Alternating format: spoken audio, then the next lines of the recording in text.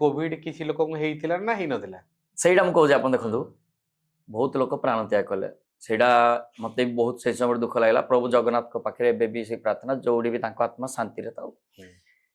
ଆମ ଜାହାଜରେ ବହୁତ କମ ଲୋକ କୋଭିଡ ରେ ପ୍ରାଣ ତ୍ୟାଗ କରିଛନ୍ତି କହିବାକୁ ଗଲେ ବହୁତ ବହୁତ କମ। ଇଭେନ ମତେ କୋଭିଡ ହେଇଥିଲା ଆଜ୍ଞା, କରୋନା ହେଇଥିଲା। ମୁଁ ଜାହାଜ ଜଏନ କରିବା ପାଇଁ ଯାଇଥିଲି ଆମେରିକାର ହୋଟେଲରେ ଥିଲୁ 10 ଦିନ। ମତେ ଯେତେବେଳେ କରୋନା ହେଇଗଲା ମୁଁ କିଛି କରୋନା ବୋଲି ମୁଁ ତ ଆଉ କଣ ଜାଣିଛି। ଆମ ପାଖରେ ଗଲାବେଳୁ କିନ୍ତୁ ଅଫିସରୁ ମେଡିସିନ କିଟ୍ ଦେଇଥିଲେ, ଗୋଟେ ଭାଇଟାମିନ ଟାବଲେଟ ଆଉ କିଛି। ଆମେରିକାର ସେଟା କୋଉ ବନ୍ଦର ଦେଇକି ଯାଇଥିବ ନା? ଆମେ ଆମେରିକାରେ ଗୋଟେ ଅନ୍ୟ କମ୍ପାନୀର ଜାହାଜ ଟେକ୍ ଓଭର କରିବା ପାଇଁ ଯାଇଥିଲୁ। ଆମ କମ୍ପାନୀ ସେ ଜାହାଜଟା ତାଠୁ କିଣି ନେଲା।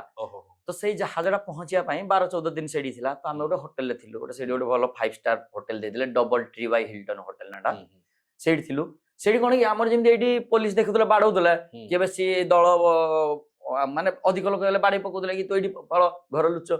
ଆମେରିକାରେ ସେଇଟା ନଥିଲା। ସେଇ ଟାଇମରେ ସବୁ ଖୋଲା, ଦୋକାନ ବଜାର ଯିଏ ଯେମିତି ଖାଲି ମାସ୍କ ଗୋଟେ ପିନ୍ଧିକି ବୁଲୁଛନ୍ତି। ଆଉ ଆମେ ଦେଖିଲୁ କିଛି ତ କାହାକୁ ହଉନି, ଆଉ କଣ ଆମେ ତ ବୁଲିଗଲୁ। ଆଉ ପ୍ରଥମ ତ ଆଜ୍ଞା ଆମେରିକାର ଚାନ୍ସ ମିଳିଛି, ସମସ୍ତେ ଯିବା ପାଇଁ ଚାହାନ୍ତି ଟାଇମ ସ୍କୋୟାର ନ୍ୟୁୟର୍କ ସିଟି। ଆମେ ପଳେଇଲୁ ବୁଲି ବୁଲାକି ଯୋଉ statue of liberty time square ସବୁ ବୁଲିକି ଆସିଲୁ। 2 ଦିନ ପରେ ମତେ ଖାଇବା ପାଇଁ ଆଉ ଇଚ୍ଛା ଲାଗିଲାନି। ମୁଁ କହିଲି ହଁ ମୁଁ ଖାଇବା ବୁଲାବୁଲି ହଉଛି ହାଡୁ ଖାଇଦଉଛି ବୋଲି ଇଚ୍ଛା ନାହିଁ। ସନ୍ଧ୍ୟା ଯାକେ କିନ୍ତୁ ଭଲ ଲାଗିଲାନି, ଯେତେବେଳେ ଚାମୁଡେ ତାତି ଆସୁଥାଏ। ଆଉ ମାନେ ଦେଖନ୍ତୁ ଆଜ୍ଞା ମୋ କରୋନାର ଜର୍ଣ୍ଣି ମୁଁ କହୁଛି ଆପଣଙ୍କୁ, ମୋ ସବୁବେଳେ ତାତି ଆସିଲା ହେଲା। ମୁଁ କହିଲି କରୋନା ହେଇଗଲା ମତେ କଣ, ମୁଁ ଜାଣିପାରୁନି କିଛି କରୋନା ହେଇଗଲା ବୋଲି ମୋ ଟେନସନ। ଆଉ କାହିଁକିନା ଏତେ ବାଟ ଯାଇଛୁ ଘରଠୁ, କେତେ ଫ୍ଲାଇଟ୍ ଚେଞ୍ଜ କରିବ, ସେତେବେଳେ ଡାଇରେକ୍ଟ ବି ଫ୍ଲାଇଟ୍ ବନ୍ଦ ଥିଲା।